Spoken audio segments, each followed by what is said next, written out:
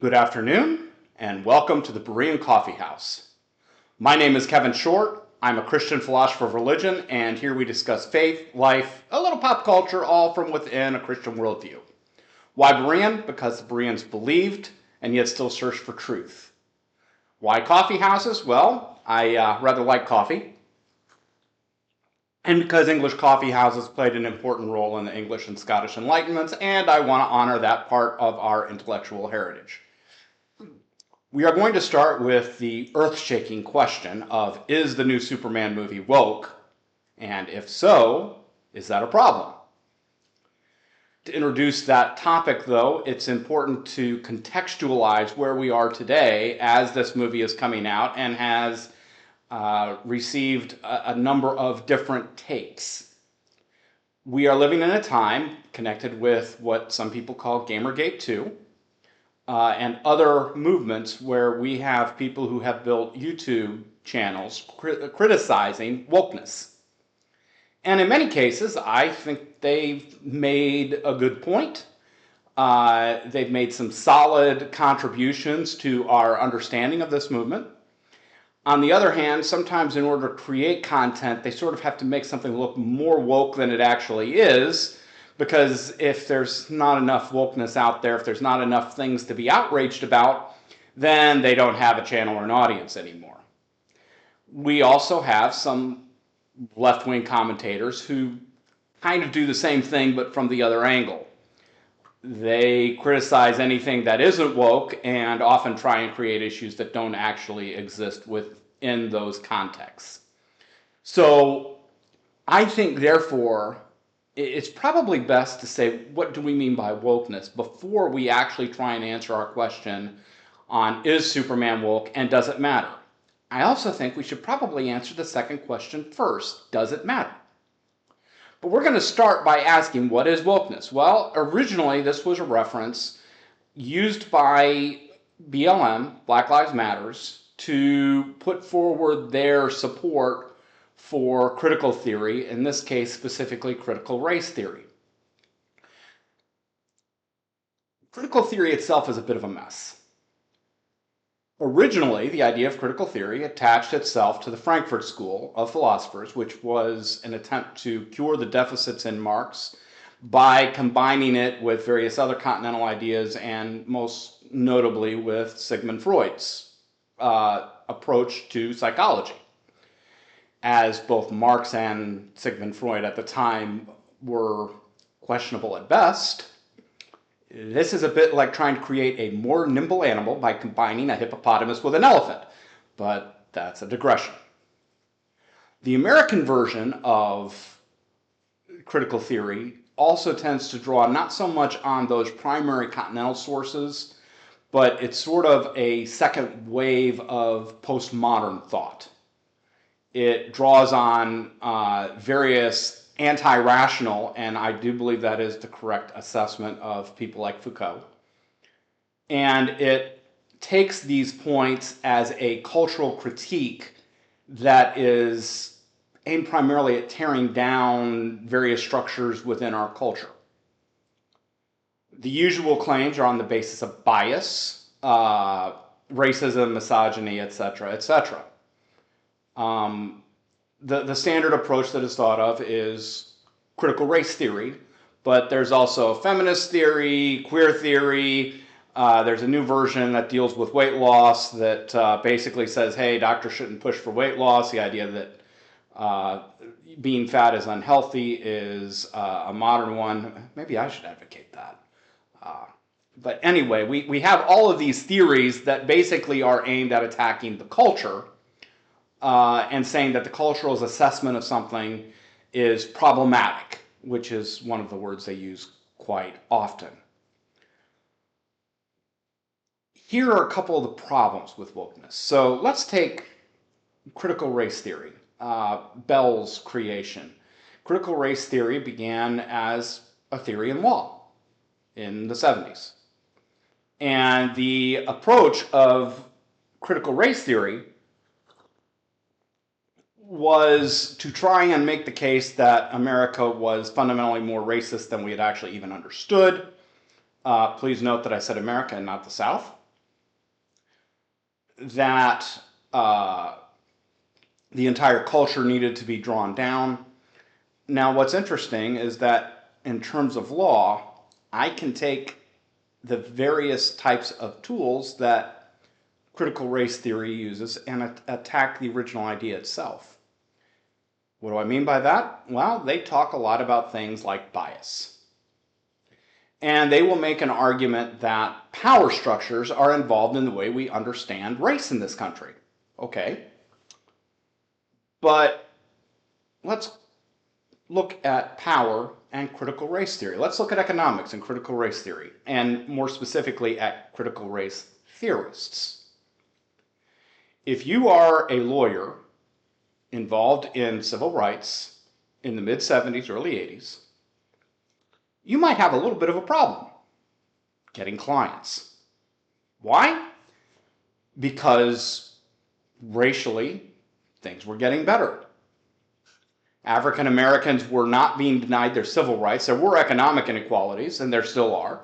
Those might not be solved the same way that political inequalities are, but that's probably a topic for a different video. But a lot of the political issues were being resolved. Companies that engaged in outright discrimination against African Americans would find, number one, they could be sued, and they might lose those lawsuits. But number two, being perceived as being a racist was not good for your bottom line. So if you're an expert in law involving civil rights and involving the civil rights movement, you might soon find your specialty doesn't do much for you anymore. So what do? Well, you create a brand new theory. We'll call it critical race theory. And that theory now creates a new way for me to file lawsuits. And it creates a new way for me to maintain my credibility as an expert in law. Now, you might say that's absurd. I agree. It is. However, that's precisely the way critical race theorists began evaluating the culture. They began it on the arguments of power that are very similar to the very story I told. See, the problem with critical theory is, the dirty little secret is, it's more of a way of weaponizing their concepts than it is in actually making them work in any type of meaningful dialogue or discussion in ethics. They can't hold up to their own standards. Let me give you another possible example. Let's say there was a feminist critical theorist who was talking about the American obsession with George Washington, and that George Washington is a patriarchal symbol whose entire point in this mythology, and I don't mean literally a myth in the sense that George Washington didn't exist, but a myth in the terms of the way the stories are used, that he is a way of upholding patriarchal values. And therefore, it's dangerous. And this is a means of building up the patriarchy. It's a means of power. And yet this same feminist is producing this viewpoint to sell books, get lecture opportunities, possibly trying to get tenure at a university, which can be a great feat sometimes. So you see, if our criteria is somebody benefits from what they're doing, well, that cuts both ways. So that's one reason why I don't think critical theory works. A second problem, though, when we start discussing things like bias, when we start discussing and claiming someone is biased, is that really a huge defeater of their ideas in and of itself? Well, probably not. Bias can come from a lot of places. It can come from a worldview. One can claim the fact that I am biased against flat earthers because I happen to believe certain things about science. Okay?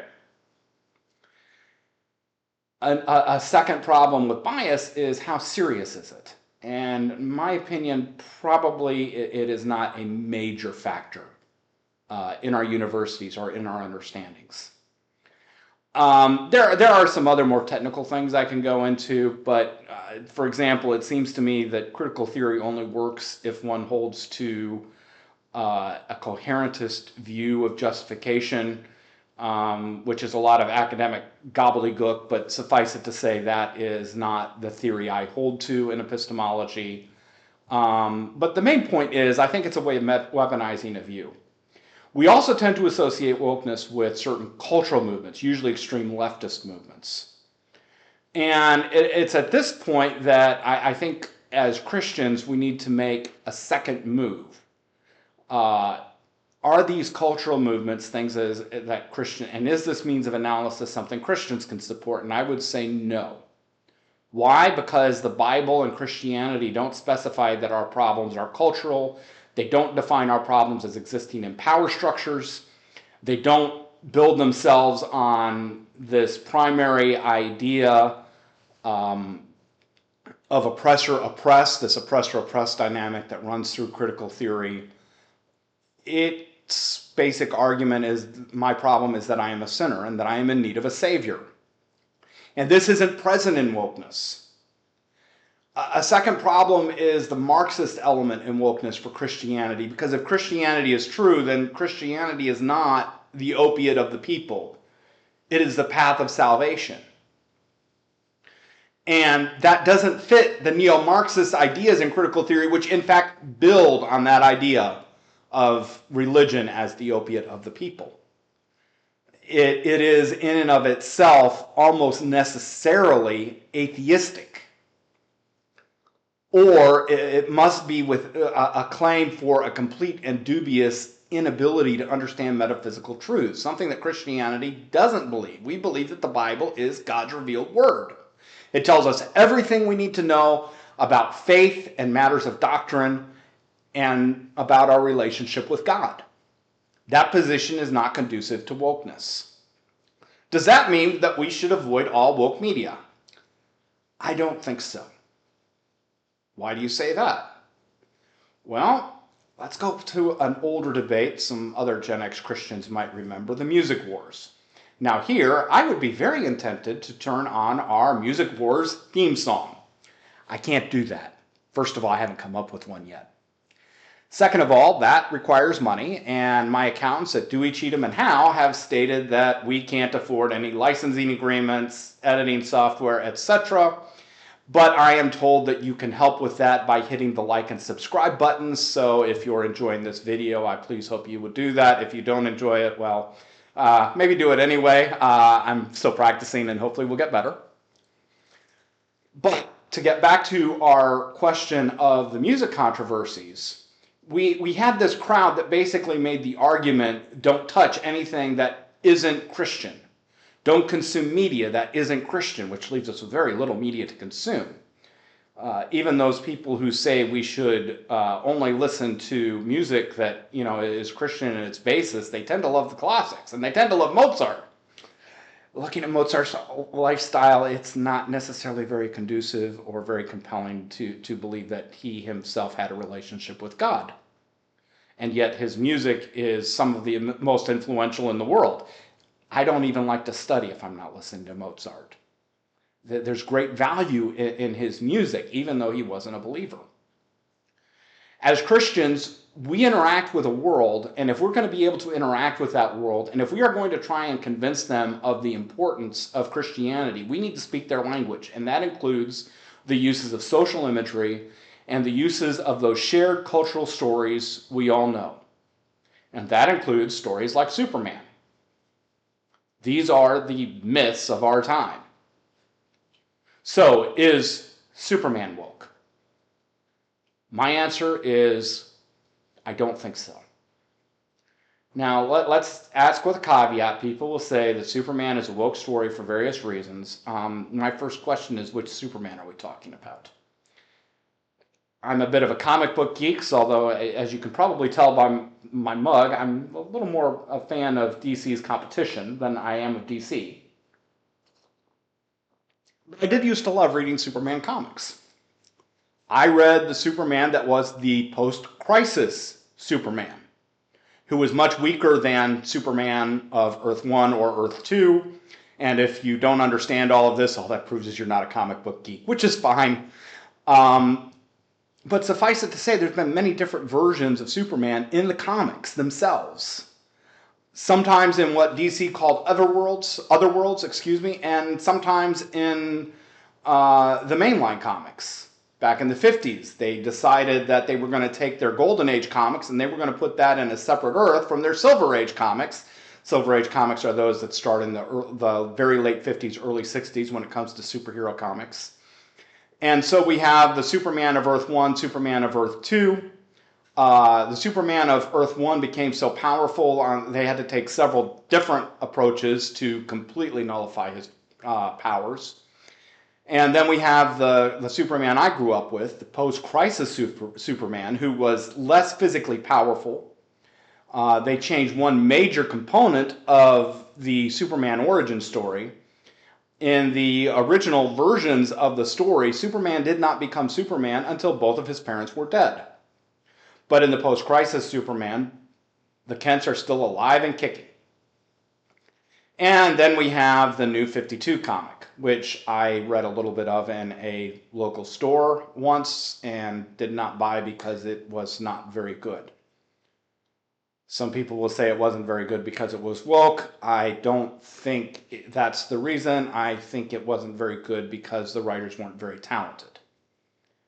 There were some politically and a little more overt than I like points to it, but they didn't really seem to understand the core material in certain ways, and they were trying to take too heavy a hand with the mythos. So the first thing you've always got to ask when you ask a Superman woke is, which version of Superman are we talking about? If we're talking about the New 52 Superman, well, let's just say that was a complete and utter flop, and DC pretty well had to retcon all of that to a certain extent. Many times the discussion of Superman and claiming that Superman is woke focuses on his status as an undocumented immigrant, supposedly. Okay, that's interesting. But let's talk about the last movie. In the last movie, his values clearly, without any spoilers attached, do not come from his Kryptonian parents. There is very little of Krypton in either the post-crisis Superman or this new Superman movie. His values come from his human, Midwestern, American parents. The same Midwestern Americans that most of the woke, let's face it, hate. And really hate. And consider to be the biggest problem in the world. So if that's the case, I guess Superman must be problematic for the woke. And the movie, I think, makes this very clear, even to the point where we see some of the types of leftist snark about farmers and people in rural communities that we often hear in the real world from leftists. Again, without wanting to get too far into spoiler territory, but this might be a little bit more, he himself states he's human. And the basis of that statement has to do with how he has become assimilated to the American way of life. And one of the big issues with the woke is the question of whether immigrants should assimilate to the culture or not. And they consider assimilation and assimilationists to be on the wrong side of history. Well, Superman then must be on the wrong side of history because he is clearly an alien who has assimilated himself to American culture. So that's not very woke. Let's look at Lois Lane. Now, some people might say Lois Lane is extremely woke because she's an extremely strong character. I don't think so. Being strong doesn't make you woke, and it doesn't make you a feminist. The strongest woman I've ever met in my life was my paternal grandmother. And she was definitely not woke, she was definitely not a feminist, but she definitely ran the house. And we feared as youngins to be underfoot in her kitchen when she didn't want us to be underfoot in her kitchen, yet we also knew she loved us very deeply. Strength has nothing to do with wokeness and girl bosses or any of these other themes. Lois Lane is a strong woman, and she's a good reporter, But she isn't the stereotypical blue-haired weirdo that the woke crowd seems to think that every woman should aspire to. In fact, we see her as a flawed character, something that the woke say we're not supposed to do with women. She's a good reporter, yet she has problems with relationships with men. And she's not sure she can make these things work very well. And at the same time, she truly loves Clark Kent, Superman. She admits she isn't good at relationships. Those aren't woke, those are just honest. And maybe they figure into some of our modern narratives, but not necessarily the way people think they would.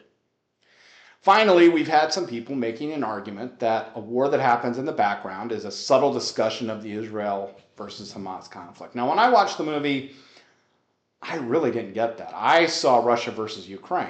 The country involved, Barovia, is a long-standing DC comic book location from Eastern Europe.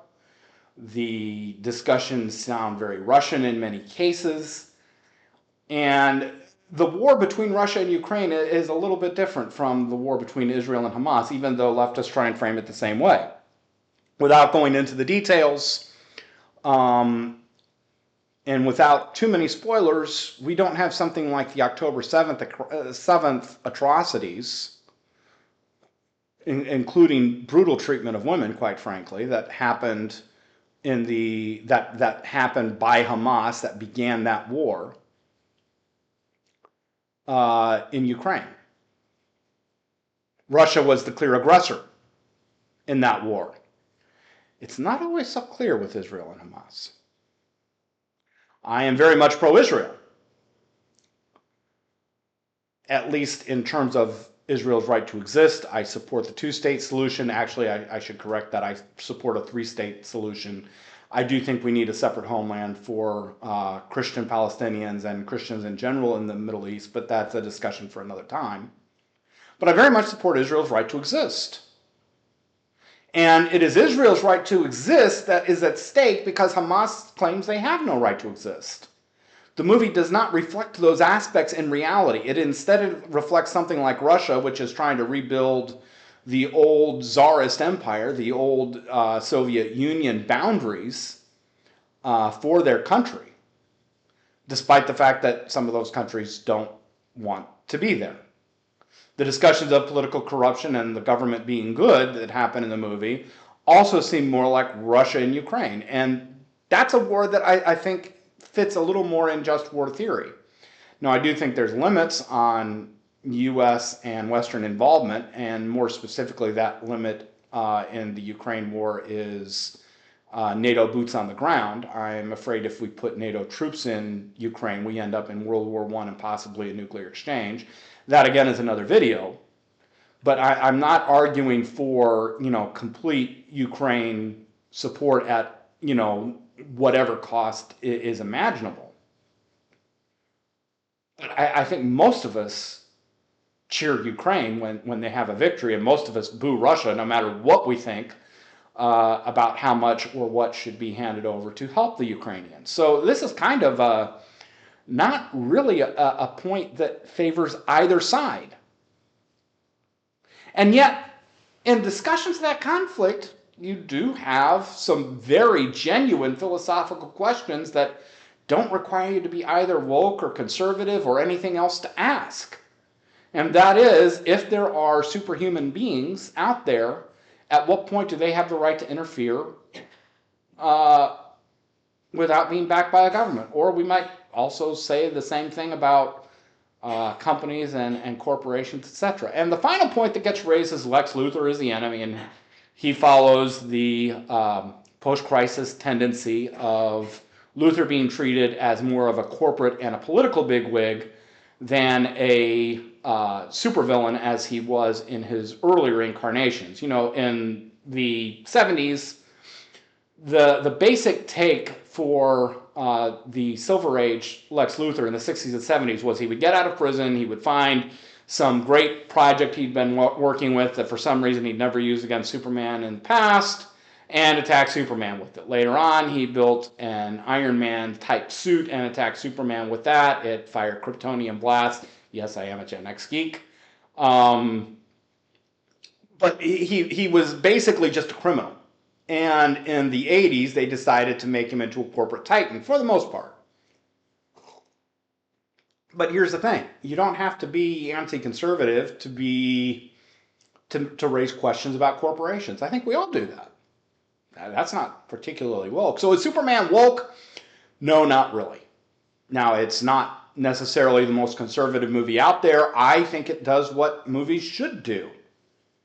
It's not trying to be just a number of political notes for people to cheer about, because quite frankly, that gets boring. And I do recommend you watch it, particularly because the values that Superman espouses come from his Midwest parents, which comes originally from Christianity.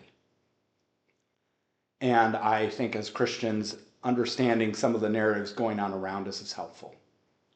So this has been the Berean Coffeehouse. We're about to sign up. If you are interested, as I noted, you can hit like and subscribe. I'm also available for speaking engagements. You can contact me through this channel.